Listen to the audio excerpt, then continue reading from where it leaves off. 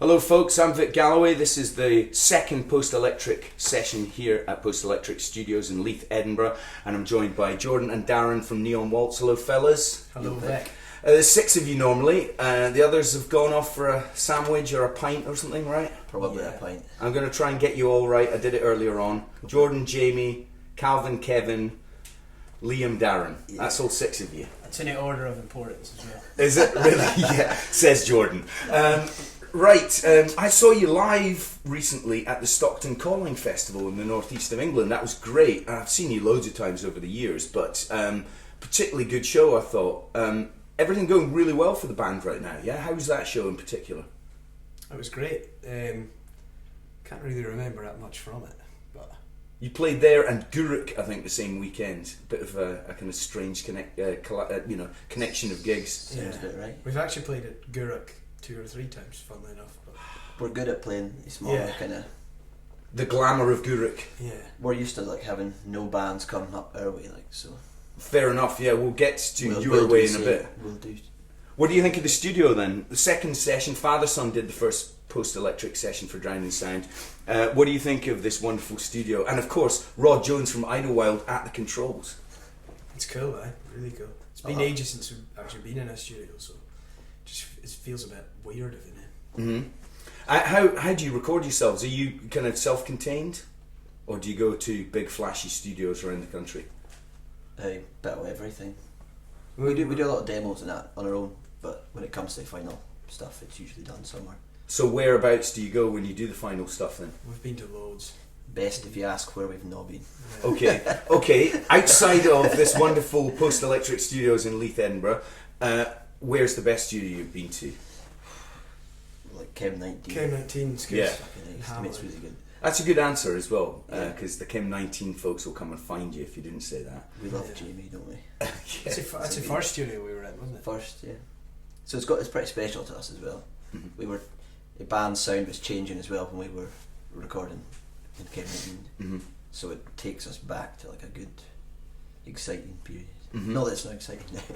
Now you mentioned earlier on Up Our Way. Tell us exactly where you're based, because there can't be too many bands from your neck of the woods. We're from John O'Groats. Well, sort of a radius of sort of 20 miles, all of us. I take it you all grew up together, you all went to school together? Same high school, that's how we all know each other. And it's a small place. And do your folks know each other, and do your parents know each other and so on? Pretty much everyone knows everyone. Yeah, I can imagine. What was the kind of music that you all bonded on then? What sort of brought you together as a band? Well, it's sort of like early 2000s. We all loved the choral and the Libertines went through that sort of phase and stuff. But then sort of delved deeper into the band and Beatles and stuff like that. It's a band called the Walkmen. I think it's a band that when we were starting to make music that we really liked. It kind of resembled them. We took a lot from them. The National, Grizzly Bear. Those kind of bands. I can hear bits of all of those bands in your sound. The thing I really like about your band, amongst other things, is the fact that you take your time. You take your time. The songs don't just go, pop hook in the first 30 seconds. It's music that grows, it develops. Did you start off like that? I think we've always been like that, yeah. We take a lot of time as well writing,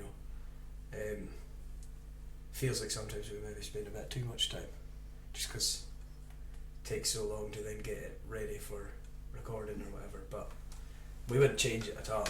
We're completely happy with the way that our songs sort of progress and stuff. It tend to comes from because we each write songs individually and then we take them to the band, so it seems like a natural progression to someone just start playing the chords and singing it, and everyone just kind of comes in one by one. So as you're working on it, they do tend to build and shape into usually by the end of a song it's big and it starts kind of quiet. I think that's probably how it comes about. And are you all still based up near John O'Groats? I mean, or there must be the pull to go to Edinburgh or Glasgow or possibly even Manchester or London. Yeah, we're all still based up north. And for now, that's what works best for us, but we'd never say never. Moving somewhere else, It's just what works right now. And does the sort of scenery, the landscape, the place you are inspire the music as well? I'd say subconsciously, yeah. I mean, I never go out my house and go, look at that lovely hill, I'm going to write a song about that hill. You know? But you do go out and say, I'm going to sit on that hill. Yeah. Write a lovely song. Yeah. So you might not actually write about the hill, but you'll sit on the hill and write about something in your head. Yeah. Well, fair enough. You see, I mean, that's a dream scenario, isn't it? To be able to just walk out your front door and sit on a hill somewhere and think. Yeah. It's got space adds to something. Yeah, I don't know how really that works, but space, certainly. Well, a lot of people who are city-based, they find an escape to go and write and record in. You don't need to do that. Yeah. It almost feels awkward for us when we go to record in a studio that's in a city, because it's totally different, you know, when you leave your studio to go outside onto a busy street.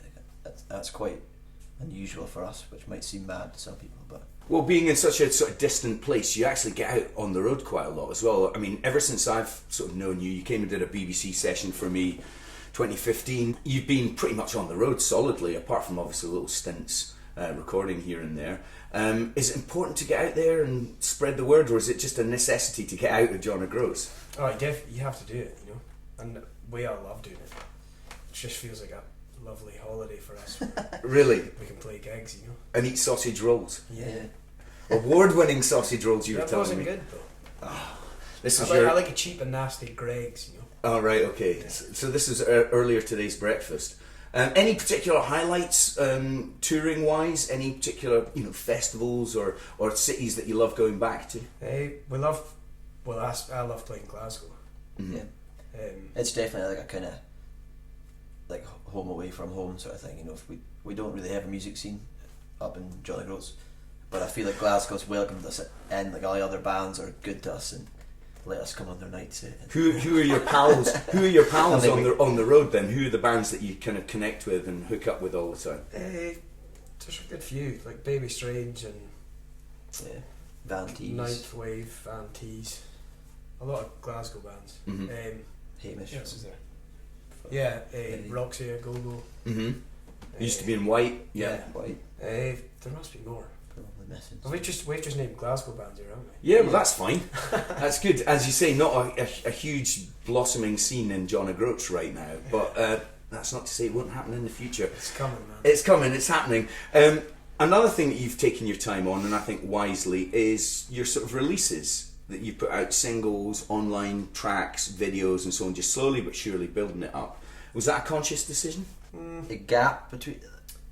Well, just that you've not gone, bang, here's our debut album, 5 minutes after you formed. We held like releasing stuff for it. There was a period we didn't do much, but we held in it because we were getting it right, figuring out how to record it and get it to sound the way we wanted it to, so that when we could do an album and have an album and then start releasing. So we have an album now, and last October was the first time we released music in like a year because it was ready. Everyone was ready, yes. You know, so working towards an album. Whereas if we'd started when we immediately come out with Box, we wouldn't have an album. It wouldn't be finished. So we kind of stalled then. It wouldn't have been as rounded, as well rounded and crafted as it is. Although I have to say, I'm one of the few people I think who's actually got a copy of the album. Very good at it too. It's got the previous sort of singles on it: Sombre Fair, Bearwood Isles, Perfect Frame. It's got songs on there, so you've kind of picked and chosen your favourite tunes throughout the last couple of years. Time frame as well, you know. Yeah. When people start hearing about us. Mm-hmm. I think. Mm-hmm. And the new single, or the current single, Heavy Heartless, out and getting radio play on Six Music and all over the place. My show, obviously. The album's called Strange Hymns. When does it come out? You're not meant to say that, remember? But yes, I'm allowed to say it. I'm saying it. Strange Hymns. That's the name of the Neon Waltz album. When's it out? When does it actually finally drop? August, isn't it? Yeah. We don't have an yet, exact date yet. but we're working towards August. Well, you're continually touring. You're always doing shows. Any festivals lined up? Yeah. Well, we've got Belladrum, Dot to Dot, Kendal, Colin. one in Wick. Yeah, our hometown is having a festival. Cool. You headliners? Headliners. You better be headliners. Well, that sounds like a fun summer, and I'm sure there'll be tons more touring in the autumn. What are you doing in your post-electric session then? What are the songs that you're playing? Playing Heavy Heartless, Mm-hmm. and a cover by a band called Timber Tomber, Mm-hmm. a Canadian band that we all love. Yeah. Hot Dreams it's called. Right, cool. Lead single on their third album. I think so. Something like that. Right, okay. Well, you know better than I do. Thank you very much for speaking to me. Enjoy the session. Give Rod from Idlewild hell, and avoid those sausage rolls. And stop telling people the name of the album. I'm sorry, it's not called Strange Hymns, alright? He was The only album is joking. not called Strange Hymns. It's a post-electric session. It's the second one. There'll be a third one soon as well. Thank you, Drowned in Sound. Hello, goodbye. See ya.